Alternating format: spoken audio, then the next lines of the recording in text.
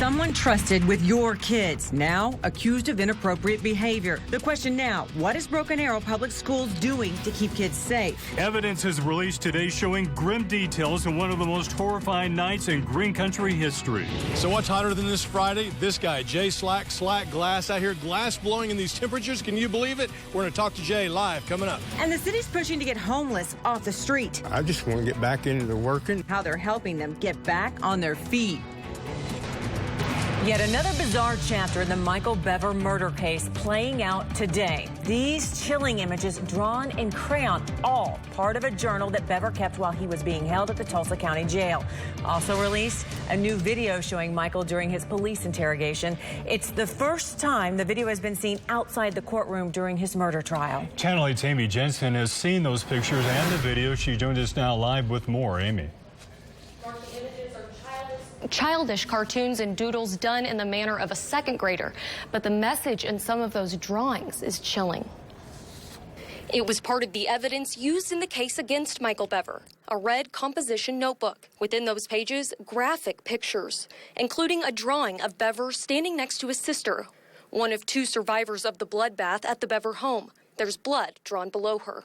Later, a page showing stick figures of the 5 family members who died, and a picture that Michael may have meant as a self-portrait, with a one-word caption, death. The death theme is repeated many more times with more images. But the most chilling part of the evidence package is sound.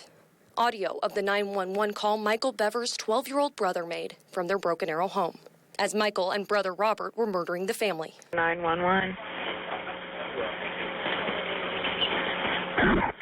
Broken Arrow 911. Hello?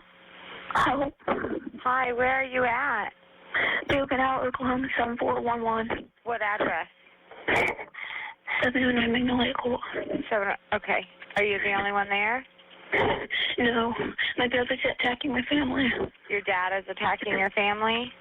No, my brother. Are you there? Hello? The last voice was Michael hanging up, moments before young Daniel was killed. There's also a video segment showing Michael being interrogated by police after the murders. He's grim, sullen, at times robotic. So how do you feel now? I mean, I didn't want to do that. All of this material was used in the prosecution's case against Michael Bever and was part of the evidence used to get a guilty verdict. There's also an image of Michael Bever covered in blood not long after being arrested. That's just too intense for us to show here. Mark and Neely. Amy, thank you. A Broken Arrow elementary teacher has resigned after allegations involving inappropriate behavior with students. Channel 8's Lauren Partain is live now to tell us how the school is handling this situation. Lauren. Broken Arrow Public Schools tells me their main priority is children's safety. That's why when someone passes along information like with teacher misconduct, they take action immediately. I can confirm that a teacher at Aspen Creek resigned this week. Charlie Hanema with Broken Arrow Public Schools says they are looking into a situation at Aspen Creek Elementary. Anytime we're alerted of anything, we start investigating immediately. Parents say those allegations involve a teacher acting inappropriately toward children. Safety and security is our top priority here. We take a lot of pride in that, and we do everything we can to make that happen. One parent who wanted to remain anonymous, I have a daughter there, says taking action is exactly what she wants her child's school to do in any situation. Even if the allegations may or may not be true, I think it's wonderful that they went ahead and took charge and did what they needed to do to potentially keep other kids safe as well. So it doesn't get out of hand. I've seen it swept under the rug before, and it continued happening, and it made it much, much, much worse. The district asks if parents or students ever have concerns to come talk to them. Anything they bring to us is always kept confidential in terms of who's making the complaints or passing along information, and we investigate that as best we can and as quickly as we can. Now, the Broken Arrow Police Department says that information is very limited at this time, and they're continuing to interview people. Once this investigation is complete, that's when they'll decide if this teacher has committed any crimes. Reporting live in Broken Arrow, Lauren Partain, Tulsa's Channel 8. Lauren, thank you. Another local teacher accused of mistreating a student. Tulsa Public Schools says they're investigating after a mother says her autistic daughter was shoved into a locker by a teacher. This at Greenwood Leadership Academy. The student is a first grader. TPS has not released the teacher's name. Woman accused of another horrifying crime now charged. Tahira Ahmad is charged with child neglect, assault with a deadly weapon with intent to kill, and also first-degree arson. She's scheduled to be in court on Tuesday. Now, as we previously reported, she's accused of violently stabbing one of her daughters around 60 times, duct taping her and her sister. She then set her house on fire and ran away with her youngest daughter. An effort to get panhandlers off our streets is now in a position to do a lot more. Right now, they're offering a day of work to 24 homeless people a week. But they tell Channel 8's Charles Ely there's a lot of demand, so they'd have no problem putting 80 people to work each and every week. 3 days a week, a Better Ways van is on the streets. They cruise panhandling areas looking for those who want to work.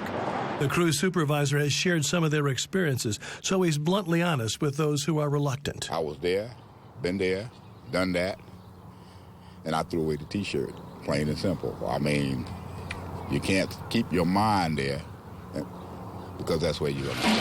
Among those who want a fresh start is a man named Keith. He had his truck stolen after losing his home to family problems beyond his control. I'm 57 years old and lost everything I had. Keith was homeless for a year. Now he wants to return to the industrial jobs he's done in the past. I just want to get back into working and get me on another place and go on from there and get me another truck. And, you know, it's hard to get going when you're not working. These workers get $65 a day in cash for their efforts, but they can only do it once a month.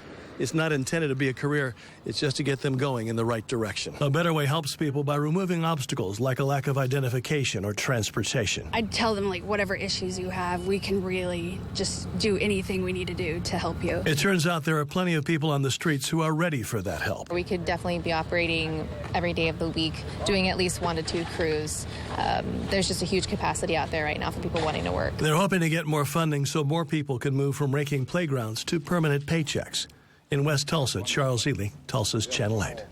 They've only been at it for 3 months, but right now 20 people are in the job placement effort, with 4 already working at new jobs. Dan, thank you. It's a great night to head downtown. The Blue Dome Arts Festival is open for the weekend. And when there's a festival, you can bet the one and only Keith Taylor, he'll be there. Keith, what's one of the first things people should do there? Well, if it's like today, it's find a cool spot. It's very hot out here, but no one hotter than this guy, Jay Slack. Not only, as we just heard from Dan, is it near 90, but it's 1,500 degrees right here in front of Jay Slack. Jay, you've been doing this for a couple of years. Yes, yeah, we're going on 18 years of glass blowing. Now, you started this as just a hobby. Now you've traveled to California. You're in art galleries.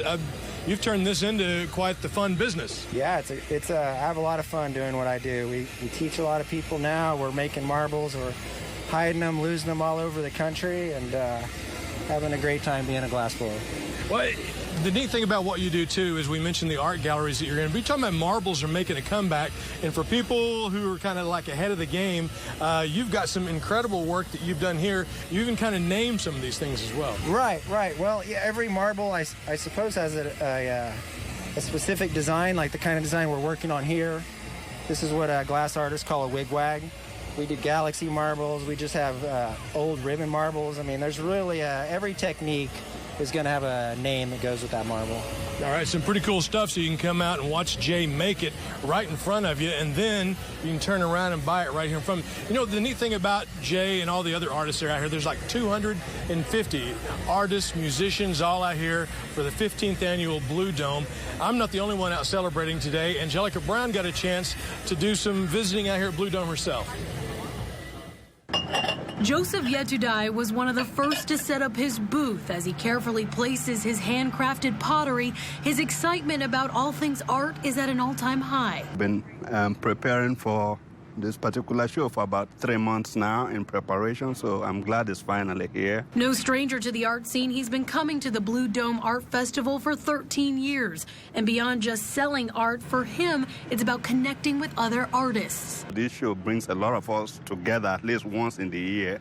And like I said, it's very good for most of the local artists in Tulsa. And that's really the whole point here, to celebrate local artists, local music, and have fun. Whether you're buying a piece of fine art or a T-shirt or a hot dog or a hat, you're supporting local, and you can feel really good about that. Jo Armstrong has been in charge of this event for 5 years, but she's been a part of the festival since the very beginning.